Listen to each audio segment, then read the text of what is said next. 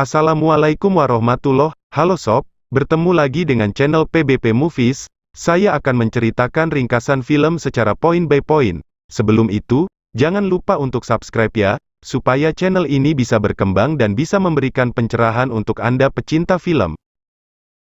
CSI Sanatan, sebuah film aksi thriller yang menceritakan seorang petugas CSI Sanatan yang ditugaskan untuk melakukan investigasi terkait pembunuhan seorang CEO muda bernama Vikram Chakravarti. Ia dibunuh saat sedang merayakan pesta keberhasilan perusahaannya bersama para karyawan di kantornya sendiri. Cerita dimulai dengan wawancara Vikram di televisi terkait terobosan yang dilakukan oleh perusahaannya. Dari terobosan tersebut membuat pro kontra di kalangan masyarakat. 65% masyarakat merasa terbantu dengan terobosan tersebut. Namun, 35% merasa ditipu dan dirugikan oleh Vikram. Vikram tidak mempedulikan hal itu. Ia yakin bahwa terobosan yang dilakukannya itu adalah yang terbaik. Vikram merayakan pesta keberhasilan perusahaannya, bersama co-founder Divya dan beberapa karyawan lainnya.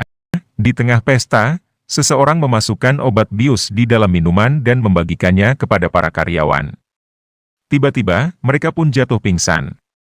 Terdengar suara tembakan pistol, Vikram pun mati dengan 3 luka tembakan di tubuhnya.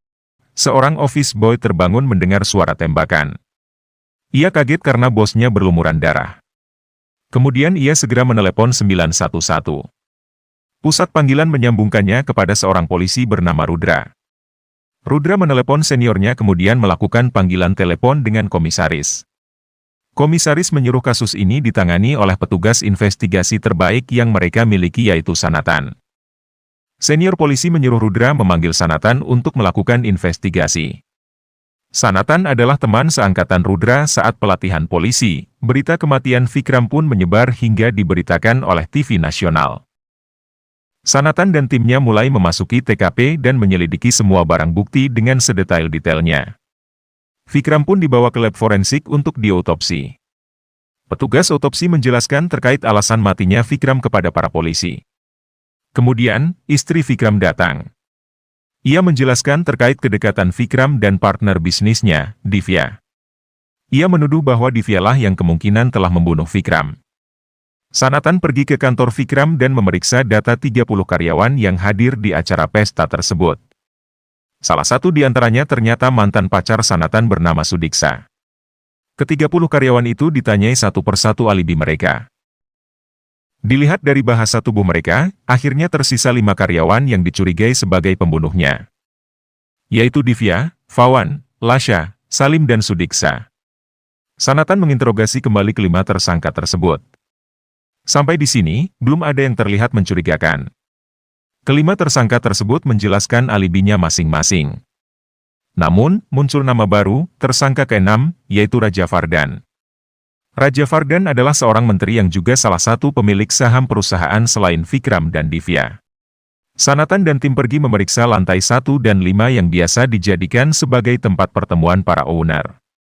Sanatan menemukan serangga belatung di ruangan tersebut.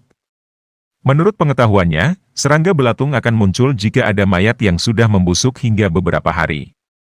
Ia pun mencari sumber keberadaan serangga hingga tertuju pada salah satu dinding berlubang kecil. Rudra menghancurkan dinding itu.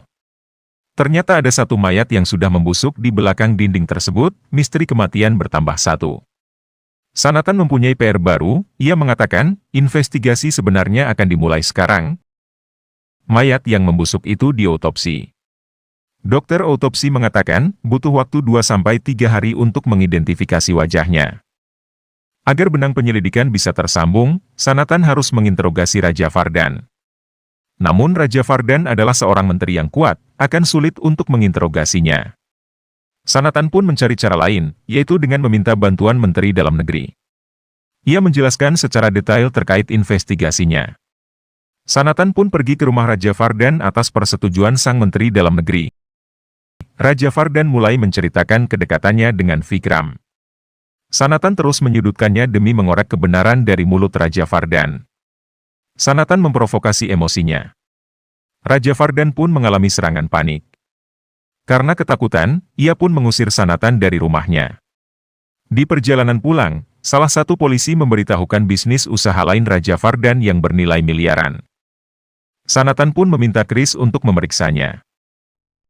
Sudiksa meminta waktu bertemu dengan Sanatan. Ia mengatakan akan memberitahu sesuatu tentang Vikram. Tiba-tiba Rudra menelepon. Ia meminta Sanatan untuk segera pergi ke lab forensik. Mereka pun pergi ke sana. Dokter menjelaskan terkait masalah mayat yang membusuk itu. Ada gulungan benang yang tidak bisa terurai di tubuh mayat yang membusuk. Dari benang yang ditemukan tersebut, akhirnya mengerucut pada sebuah nama, yaitu Raja Vardan. Chris menelepon. Ia mengatakan, dari hasil penelusurannya, banyak surat keluhan di kantor polisi yang ditujukan untuk Raja Vardan. Namun, tidak ada bukti kuat yang bisa menuntutnya, sehingga Raja Vardan tidak bisa ditangkap. Ia pun menyebutkan satu kasus terbaru tentang orang hilang, yaitu asisten pribadi Raja Vardan bernama Chotu. Sanatan meminta Chris mengirimkan foto Chotu ke ponselnya. Secara bersamaan, muncul hasil rekonstruksi wajah si mayat. Ternyata ia adalah sang asisten pribadi, Chotu. Sanatan merasa yakin bahwa Raja Vardan dalang di balik semuanya. Namun Rudra mengatakan bahwa tanpa bukti yang kuat, mereka tidak bisa menangkap Raja Vardan. Sanatan berpikir keras mencari keterkaitan Raja Vardan dengan kasus kematian Vikram. Ia pun mulai mencari informasi terkait perusahaan Vikram. Tiba-tiba Sanatan mengingat istri Chotu yang melaporkan kasus hilang suaminya.